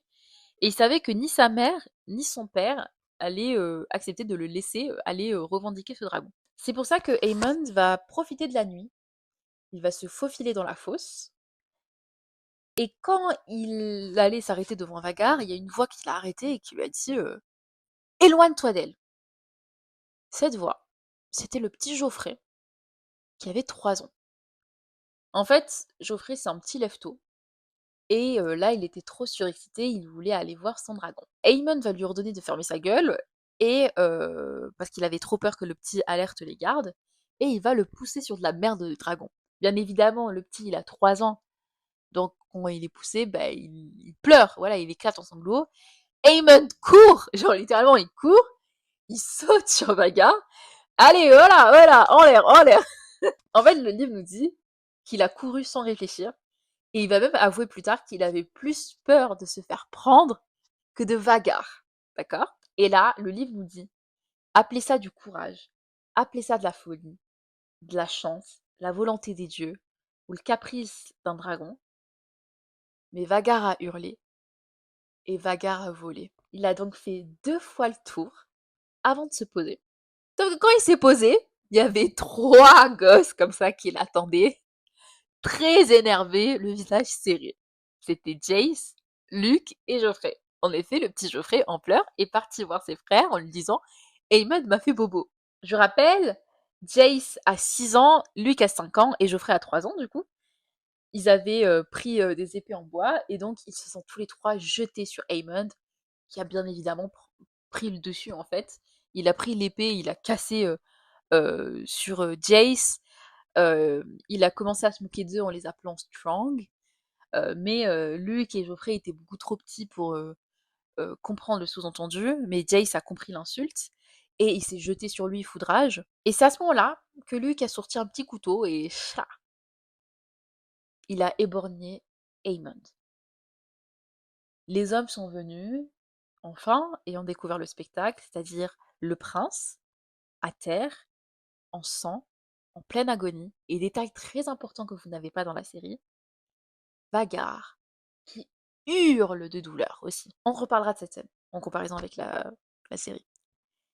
Bien évidemment, là, Viserys, il a tenté de faire la paix des 2 côtés. Mais Alicent, elle voulait rien entendre. Elle était folle de rage et assoiffée de vengeance. et elle demande à ce qu'on arrache l'œil de Luke, œil pour œil. Rhaenyra n'allait certainement pas laisser son fils de 5 ans se faire arracher son œil. Par contre, elle demande à ce que son demi-frère soit sharply questioned pour savoir d'où lui venaient ces accusations, qui sont très très très graves, et elle dit que les accusations de Aemon reviendraient à dire que ses enfants n'ont pas d'héritage et que ça constitue de la haute trahison. Pour rappel, sharply questioned, c'est genre être questionné fortement, mais dans l'univers de Game of Thrones, ça veut dire être torturé aussi. Rhaenyra demande à ce qu'on torture Aemon pour obtenir les informations. Quand Viserys met la pression sur Aemon, il va finir par dire que c'est Aegon qui va souffler cette idée, et Aegon va tout simplement répondre à son père tout le monde le sait, il suffit de les regarder. Viserys va mettre fin à l'interrogatoire, il refuse d'arracher quelconque œil, mais il va affirmer que n'importe quel homme, femme, enfant, noble ou pas noble, qui va se moquer de la légitimité de ses petits-enfants, auront la langue coupée. Il va ensuite forcer Rhaenyra et Alicent à s'échanger des mots doux, à s'embrasser, mais leur sourire ne va tromper personne. On sait très bien qu'elle ne le pensait pas. Aemon va dire plus tard qu'il a perdu un œil, mais qu'il a gagné un dragon, ce qui constitue un échange équitable. Ils ont rajouté cette phrase d'ailleurs dans la série. Et pour mettre fin aux tensions, il a pris Alicent, ses enfants, il est parti à la cour, et Rhaenyra est restée à Dragonstone. Arwen Strong est retourné à Harrenhal, et Eric est devenu le protecteur de Rhaenyra. Eric, vous savez, c'est un des jumeaux. Cependant, détail, rappelez-vous, il y a une grande proximité entre Dragonstone et Driftmark. Proximité qui va permettre à Daemon de réconforter Rhaenyra. Je pense aussi que l'on peut parler de cette scène. Pour rappel, différence avec la série, là, c'est bien les 3 enfants de Rhaenyra qui viennent voir Aemon pour aucune raison valable. Genre vraiment, j'ai envie de dire mêlez-vous de vos fesses, quoi. En quoi ça vous regarde s'il veut revendiquer Vhagar? Dans la série, ils ont rajouté les filles de Laena pour dire ah mais voyez, ok, dans le fond Aemon a raison parce qu'un dragon choisit son maître, mais on peut comprendre que sur le coup du deuil, elles aient voulu venir. Je pense que c'était pour, encore une fois, faire bien voir la team noire. Par contre, je trouve qu'ils ont absolument géré la scène du couteau. J'ai adoré, c'est ma scène préférée de la série. Le discours de Alicent sur le devoir, l'honneur, il est incroyable. Le fait qu'elle prenne le couteau de Viserys. Moi, j'aime trop cette scène, par contre. Donc, je trouve que c'est... De toute façon, de manière globale, la scène est très réussite. Même la scène où il vole avec Vhagar, elle est très très très très belle. Donc, cet épisode est une réussite. On entame donc la dernière partie de la vidéo et on va voir là vraiment comment les graines de la danse ont été semées. Alors là, tout se scelle un peu, même si pour moi les dés sont déjà jetés. Il faut savoir que même si le règne de Viserys va durer encore 9 ans, c'est vraiment là, le livre insiste, que les graines ont été plantées. Quand Arwen Strong et son père arrivent à Harrenhal, un feu va se déclencher et il va tuer le père et le fils, et une dizaine de servantes, d'employés. L'origine du feu, on l'a jamais su. Bien évidemment, comme c'est à Harrenhal, il y a l'excuse facile que c'est le fantôme d'Arryn the Black qui hante le château qui a causé ça. D'autres vont dire que c'est un complot. Et là, on a plusieurs versions. Pour Mushroom, le bouffon, c'est Corlys. Il voulait faire payer le fait que son fils était cocu, et donc il voulait tuer l'amant de Rhaenyra. Pour le Septon Eustace, c'est Daemon. Mais c'est présenté comme la source la plus faible. Mais en gros, le motif, enfin le mobile, pardon, ce serait la jalousie. Pour d'autres, c'est Larys, le frère de Arwen Strong, pour accéder au trône. Et enfin, pour certains, c'est le roi Viserys. En effet, bah, il savait très bien ce qui se passait entre Rhaenyra et Armstrong, donc il aurait enfin décidé d'agir. Mais le plan s'est retourné contre lui parce qu'il aurait jamais pu prédire que le père d'Armstrong aurait décidé de raccompagner son fils à Harrenhal. Donc il se trouve dans une impasse. Il a 43 ans, il est faible, il tousse, il a des douleurs à la poitrine, il a mal au dos Et il a besoin de quelqu'un pour l'aider, une main. Sauf que Lionel Strong, c'était sa main. Donc il ne sait pas vers qui se tourner. Et là, ça va vous choquer, parce que Viserys de la série ne le fait pas. Mais Viserys conçoit l'idée de nommer Rhaenyra son héritière. Enfin, Samantha du roi, pardon, parce que c'est déjà son héritière. Parce qu'il se dit, bah justement, qui de mieux que mon héritière pour assurer cette fonction. Sauf que les tensions entre sa femme et sa fille l'empêchent de nommer Rhaenyra main. Donc Daemon, il y pense, et il se dit, mais non, en fait, ce mec est fou. Je ne peux pas le nommer Daemon, il est fou. Et c'est à ce moment-là qu'il décide de se tourner vers une figure familière, Otto Hightower. Voilà.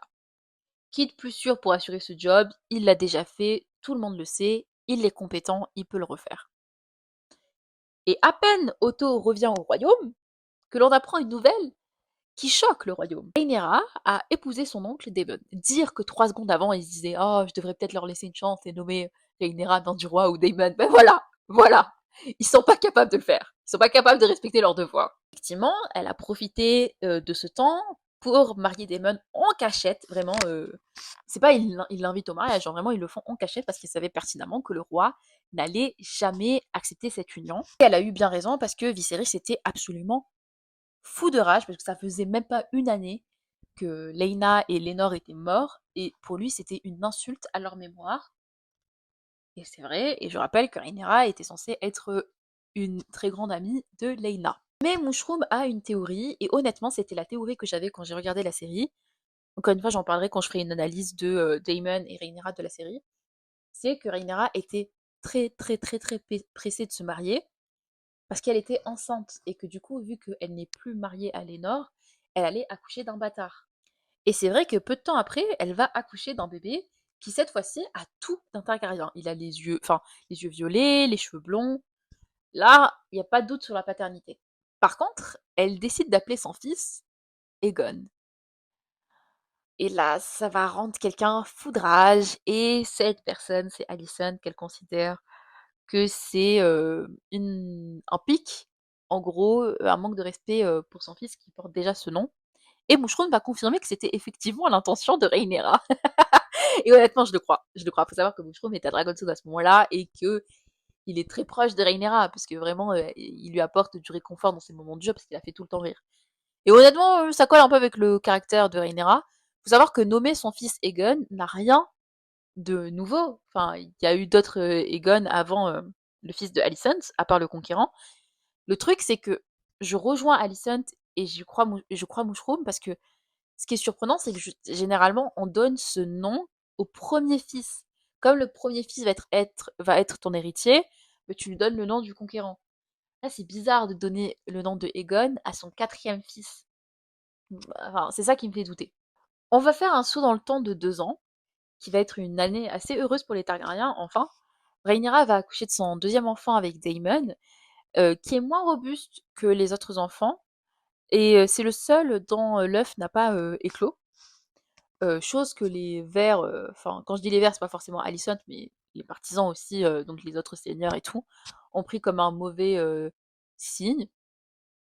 Je rappelle quand même que les enfants de Alicent n'ont pas eu leurs œufs éclos aussi. Bon, parfois, faut savoir se faire petit quand même. Quand même, faut savoir se faire petit. Cette même année-là, Viserys va marier Aegon et Elena. Aegon est âgé de 15 ans, Elena est âgée de 13 ans. Alors, ça c'est pour tous ceux qui disent que le livre est biaisé, qu'il est Team Verte, voilà. Comment est décrit Aegon par les maîtres?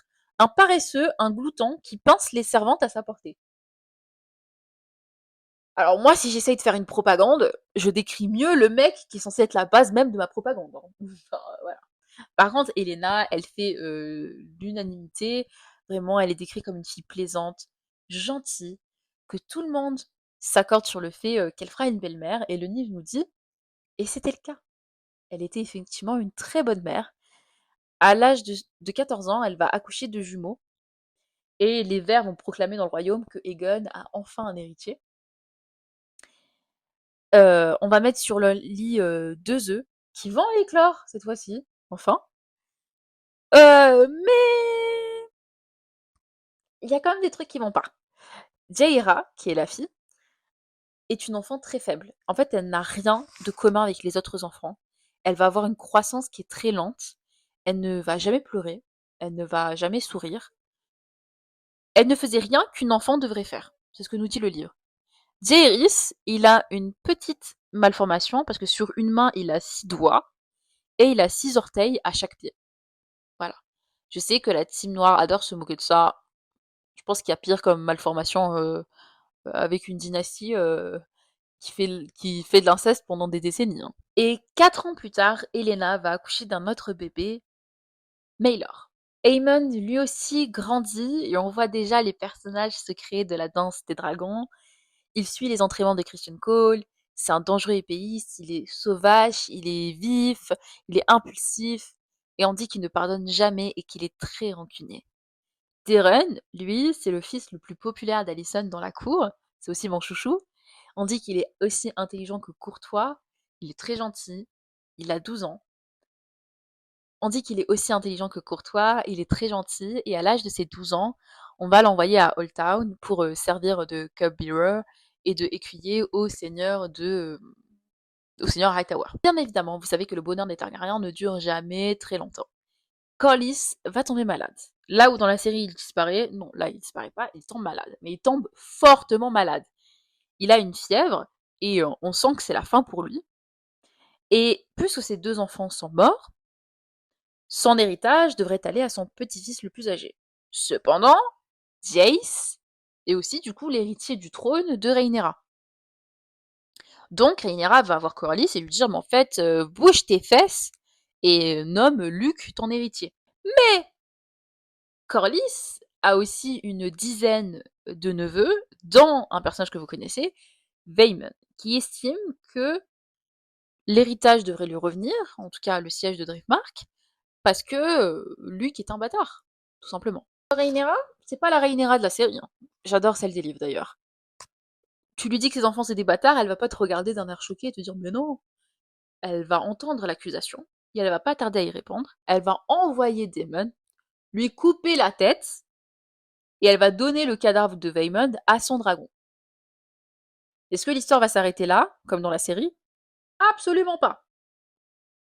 Les cousins de Vaemond, accompagnés de leurs femmes et de leurs fils, vont voir le roi. Et je vous jure que cette scène me fait très très très très rire. Ils vont voir le roi, ils vont dire, eh ben, écoutez, en fait c'est horrible, mais votre fille, elle a engendré des bâtards, on le sait, et en fait elle veut voler notre trône, et elle a tué Vaemond. Et vraiment, Viserys qui est au bout de sa vie, il est affaibli, il est tout pâle, il a galéré à monter sur le trône, son visage il était tout rouge, il écoute comme ça, en silence. Quand il termine, il se lève et il dit coupez-leur la langue. Genre vraiment, le mec il a pas cherché à comprendre. Et il leur a dit en fait vous étiez prévenus. Et effectivement, comme je vous ai dit dans la dernière partie, quand il a dit, après la scène du couteau, ouais, tous ceux, femmes, enfants, nobles ou pas nobles, qui parlent sur la légitimité de mes petits-fils, je leur couperai la langue. Et le Viserys des livres, il tient sa promesse, hein. Et c'est là qu'on a un détail assez important. En descendant du trône, il va se couper. Et quand je vous dis qu'il va se couper, il va bien se couper. Et ça va le mettre très très très très mal, au point que les gens vont s'inquiéter pour lui, jusqu'à ce que Rhaenyra va débarquer de Dragonstone avec son propre maître, vous savez, celui que Daemon a essayé de ramener pour sa femme Laena, qui va décider de couper 2 doigts à Viserys pour lui assurer la guérison. J'ai dit détail très important parce que vous savez, il y a une légende, je pense que j'en ai déjà parlé dans les dernières vidéos, que si le trône te coupe, c'est un peu le trône te rejette, te renie, parce que tu n'es pas digne de celui-ci. Mais le roi a survécu. Donc pour fêter le bon rétablissement de Viserys, on va organiser un banquet. Et là, la famille va faire un effort. Les femmes, donc la princesse et la reine, vont échanger leurs couleurs. C'est-à-dire que Rhaenyra va venir vêtue de vert et Alicent va venir vêtue de rouge et de noir. Elles vont s'embrasser, elles vont se donner des mots doux devant Viserys qui va être fou de joie. Mais le détail le plus drôle, selon moi, c'est que Otto et Daemon vont devoir s'échanger des compliments. C'est-à-dire que Daemon va lever son verre au fidèle service de Otto, et Otto, lui, va lever son verre au courage du prince. Je trouve ça hilarant, vraiment hilarant. Les enfants, eux aussi, vont s'embrasser, ils vont partager leur repas, voilà, ils vont manger ensemble jusqu'à ce que, Viserys va être trop fatigué et donc va quitter, le banquet et laisser sa famille. Et bien évidemment, là, on dit, que Aemon s'est levé et a dit: «Je ne connais personne d'aussi fort que mes neveux, vidant nos verres pour eux». Aegon se serait disputé avec Jace parce qu'il n'a pas du tout apprécié le fait que Jace aille danser avec Helaena. Il a trouvé que c'était une insulte. Il a failli en venir aux mains avec Jace si la garde royale n'était pas intervenue. On ne sait pas si tout ça est vrai, parce que je vous rappelle que ça s'est déroulé du coup en huis clos.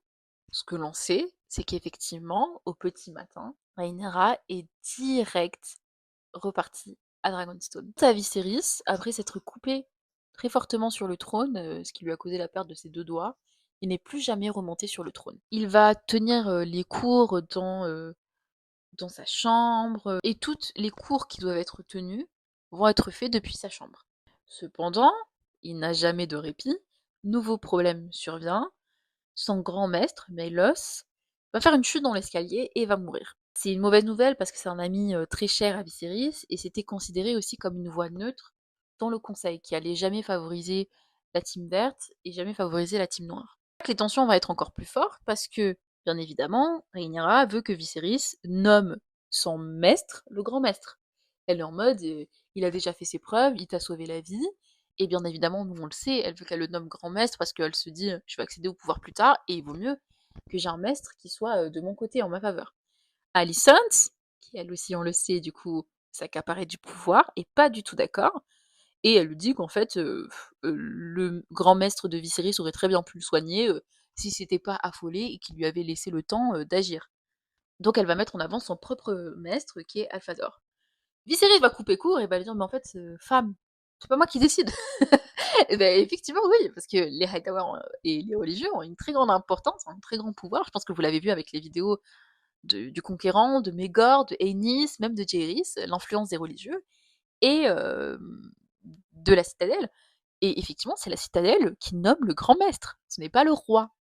Viserys, il peut que accepter le grand maître qu'on lui donne. Et on va nommer comme grand maître Orwyle, qui va venir. Et au début, la santé de Viserys va être de mieux en mieux, et puis ça va rechuter, et Viserys ne peut même plus régner en fait. Et du coup, il va laisser la politique entre les mains de sa main. Et là, j'aimerais, on arrive à la toute fin de la vidéo, que l'on fasse un point justement sur ceux qui s'occupent de la politique, ceux qui sont présents au conseil à ce moment-là, à la veille des événements très fatidiques. On a bien évidemment Otto Hightower, qui est le père de la reine, et qui est donc la main du roi. Il est aussi l'oncle du seigneur Hightower. On a Larys, qui est le maître chuchoteur et qui est le seigneur de Harrenhal, puisque son frère et son père sont morts. On a le maître des navires, Tyland Lannister, qui est le frère du seigneur Lannister. On a Bisbury aux finances, qui est là depuis le vieux roi Jaehaerys. Et Viserys est de plus en plus faible, il n'arrive pas à se déplacer, il le fait sur une chaise. Au même moment, Rhaenyra tombe enceinte de son 3e enfant avec Daemon. Et elle aussi va prendre le lit, comme son père. Et vers la fin de l'année 129, Helaena va prendre ses 3 enfants et ils sont allés rendre visite au roi fatigué. Je vous mets une illustration parce que c'est tellement mignon. Les jumeaux avaient à peine 6 ans et le petit dernier Maelor avait 3 ans. Il a donné une petite bague à Maelor pour qu'il puisse s'amuser avec. Je trouve ça trop mignon comme détail. Et il va raconter des histoires sur le vieux roi, sur son dragon, comment ils ont affronté les sauvageons, sur les géants, et toute autre bêtise en fait. Et malgré le fait que les jumeaux avaient entendu cette histoire des dizaines et des dizaines de fois, ils écoutèrent avec attention leur grand-père, qui est le roi à ce moment-là. Puis Viserys, ayant mal à la poitrine, a ordonné qu'on le laisse seul pour qu'il aille dormir. Donc Viserys, Targaryen, s'est allongé, a fermé les yeux et a dormi, et il ne s'est jamais réveillé. C'est ainsi que Viserys, premier du nom, roi des Andals, des premiers hommes, a fermé les yeux à jamais, au même moment La foudre a frappé et les dragons ont dansé.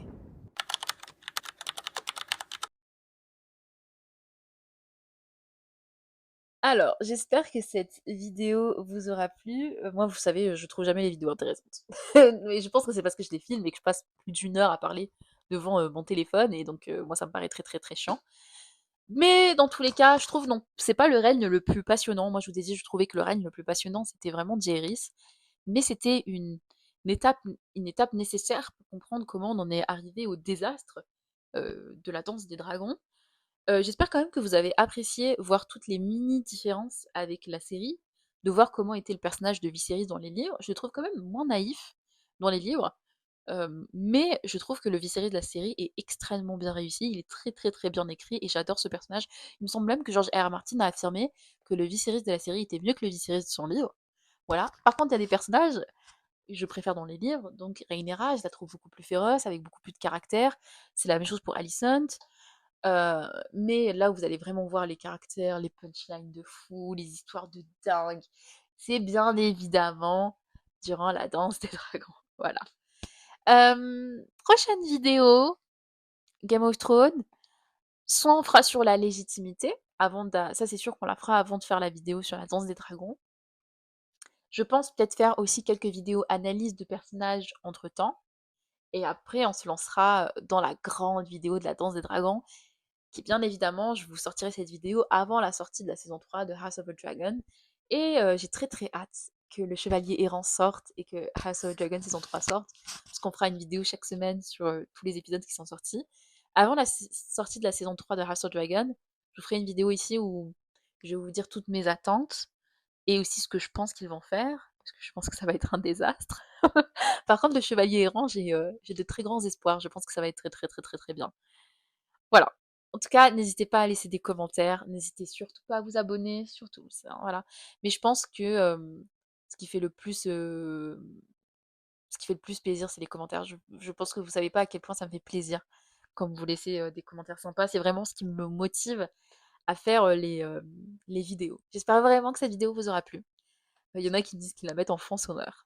J'ai très très hâte qu'on revienne sur les vidéos Game of Thrones sur YouTube.